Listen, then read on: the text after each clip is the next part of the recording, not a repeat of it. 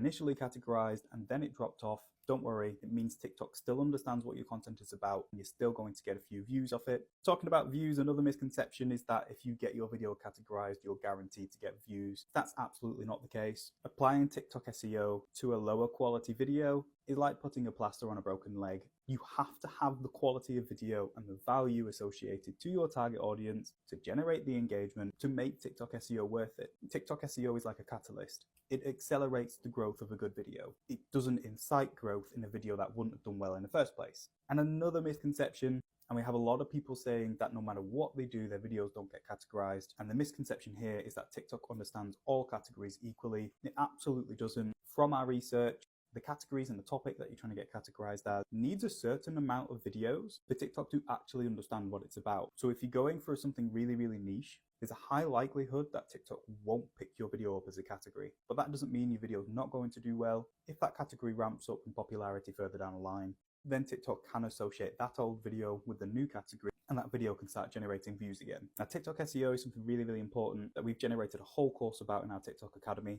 And members of our academy are generating tens of thousands of followers a month and earning cash prizes through competing in our growth game and getting one-on-one support from 3 experienced TikTok coaches, all on hand to steer you in the right direction and teach you what you need to learn. So if you want to claim one of the 100 spots we have available, launching on the 21st of Feb, join the members in our academy to start seeing some real growth. Then click the link in our bio to sign up for our priority list so you get access as soon as it's live on the 21st. I've made viral TikTok videos on this account over and over again, and of the 20-30 times we've hit over 6-figure views on a video, the videos have had these 3 things in common. So I'm going to run you through them, then hopefully you'll know how to make a viral TikTok video as well. And no, there was no cheap hashtag strategy like using one magic hashtag to get all the views, or no DMing 1,000 people just asking for a like and some engagement, or no sitting on your For You page for hours, engaging with others, hoping that they engage with you back. These are 3 core things that actually work and actually work consistently. Now, the first thing they all had in common was the topic. They weren't all on the same topic, but all of the topics that the videos were on, I already knew had done well in the space before. And when I say space, I just mean niche or industry. So essentially, I've just used topics that I know people are interested in. They've engaged with a lot of videos that are on that. And I've just added my own personality, my own point of view, my own input, my own spin, my own style. And that's worked. You are way more likely to make a viral TikTok video if you know it's on a topic that people want to see.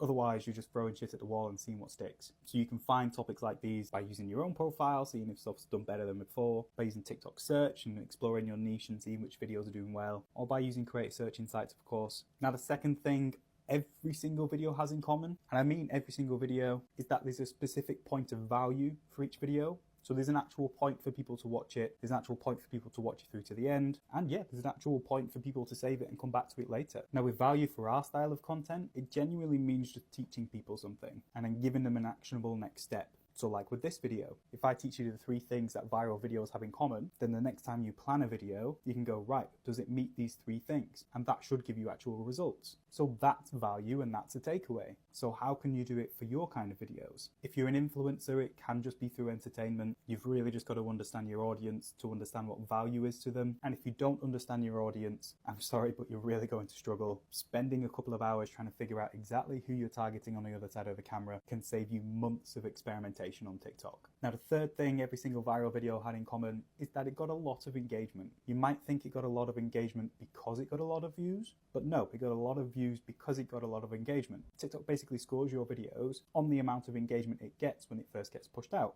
And the higher the score, the further they'll push it out again. And the process just repeats itself until you have a viral video. So if when your video first gets posted, you get a lot of likes, a lot of comments, and a lot of saves, and a lot of reposts, you're going to go viral. But to get those metrics, you need value, you need some form of entertainment. It just needs to be a good video. And sometimes you need a reason for people to do the actions. Like give people a reason to comment by asking them a question. Give people a reason to save by saying that it's going to be a lot of information, so save it so you can come back to it later. But honestly, when I spoke about value on the previous point, if you nail your value, the engagement will come anyway. Now, I've had some videos perform in the millions and some in the hundreds of thousands. And honestly, the main differences between them are simply just the popularity of the topics, which is why I included that first, because it doesn't matter how good your video is. If it's on something that people aren't interested in, it's not going to do very well. Now, if you want a part 2 to this, because there are so many other things I can talk about, just comment how to make a viral video and I'll get it out soon. And a reminder here that we only have 100 spots available for people to join our TikTok Academy in February. Our next launch is on the 21st of Feb. In the TikTok Academy, you get structured, in-depth courses on creating your own content strategy that actually works, mastering your hooks, mastering your TikTok SEO, becoming a better content creator, and you get live content from our TikTok coaches, and you get entered into our growth games where you can win hundreds of dollars just for growing the most on TikTok. So if you don't want to miss out on this, just click the link in our bio to sign up to our priority list, where you'll get access first on the launch on the 21st of Feb. If you can stick with me and hold your attention span long enough to watch this video, I promise you the concept of finding your purpose is going to seem a whole lot more achievable and attainable. What is purpose? What is this thing that everyone seems to want to arrive at, to have this sense of fulfillment and passion during their time on this earth? I have been fortunate enough to find something that fills my soul with joy and passion and purpose, and also marry it to my work in this right here, what you're watching me on, content creation. And I gave a presentation on finding purpose back in early September. I'm going to be referencing some of those tips that I gave in the presentation with you now off screen here. I've got it pulled up on my computer. So I think the first thing that is important to understand about purpose is that purpose is a big word and it can feel really daunting. And I think a lot of people who want to find their purpose also have a lot of outside noise and stimulus. You're sitting here watching this video, you're scrolling on social media, you're seeing a bunch of other people living out their dream lives. Social media is bullshit.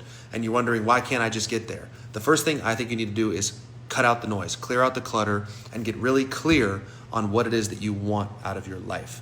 What do you want to do? Who do you want to impact? How do you want to impact them? Write all of it out on a notebook and get uncomfortably clear on your dream life. And then you can maybe reverse engineer from there. The second thing I think is important to understand about purpose is that it is a dynamic, not a destination. People ask that question, how do I find my purpose? Like it's a piece of buried treasure in the ground.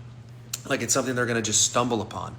I believe purpose to be dynamic, fluid, and my content is actually a reflection of this. If you look at some of my early videos from when I started, it was in mid-2023, just all fitness content, how to get abs, how to get shredded, how to build muscle. It was fitness, fitness, fitness.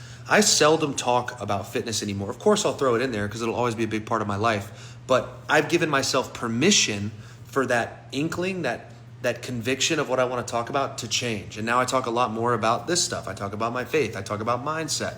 Fitness is a byproduct and a side effect for sure that I'll always reference, but it's not the focus. So purpose is something that we move through. I think it's important to also reduce the size of the question. So instead of saying, what is my purpose on this earth? Do what I referenced earlier and just say, what kind of life do I want to live? And then write it out from there. And there's this graphic that Sarah Blakely put together, at least this is who I heard it from. I don't know if this is her concept,